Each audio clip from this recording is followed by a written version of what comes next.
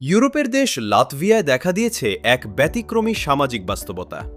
দেশটিতে পুরুষের তুলনায় নারীর সংখ্যা এতটাই বেশি যে অনেক নারী উপযুক্ত জীবনসঙ্গী খুঁজে না পেয়ে এখন নির্দিষ্ট পারিশ্রমিকের বিনিময়ে স্বামী ভাড়া পরিষেবার দিকে ঝুঁকছেন। বিষয়টি ইতোমধ্যেই আন্তর্জাতিক গণমাধ্যমে আলোচনার বিষয় হয়ে উঠেছে। আয়তনে ছোট এবং জনসংখ্যায় তুলনামূলক কম হলেও লাতভিয়ার জনসংখ্যাগত কাঠামোতে রয়েছে একটি বড় অসামঞ্জস্য।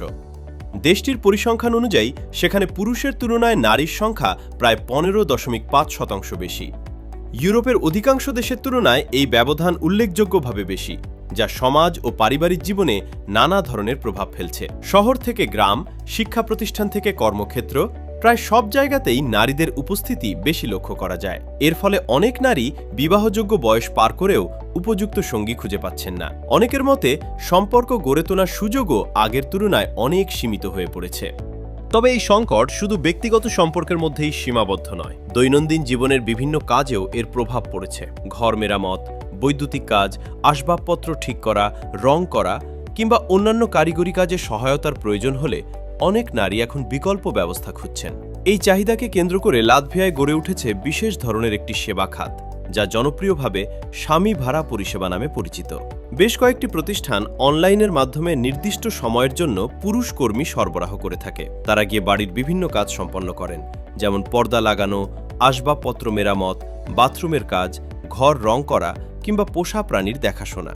সবচেয়ে জনপ্রিয় পরিষেবাগুলোর মধ্যে রয়েছে 1 ঘন্টার স্বামী ভাড়া সেবা।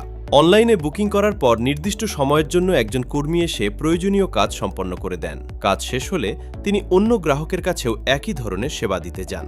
বিশেষজ্ঞদের মতে এই পরিস্থিতির পেছনে অন্যতম কারণ হল পুরুষদের তুলনামূলক কম আয়ু।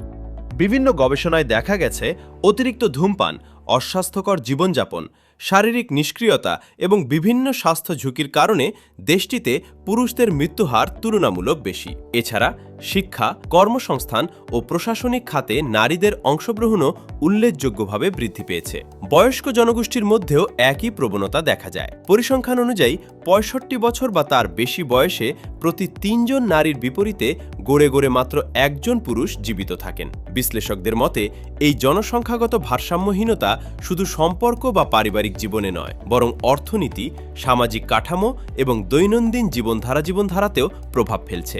উল্লেখ্য, ঘরোয়া কাজের জন্য পুরুষ কর্মী ভাড়ার ধারণা ইউরোপের আরও কিছু দেশেও দেখা গেলেও লাতভিয়ায় এর চাহিদা তুলনামূলকভাবে বেশি। দেশটির বর্তমান জনসংখ্যাগত বাস্তবতা বিশ্বজুড়ে নতুন করে লিঙ্গ ভারসাম্য ও সামাজিক পরিবর্তন নিয়ে আলোচনার জন্ম দিয়েছে।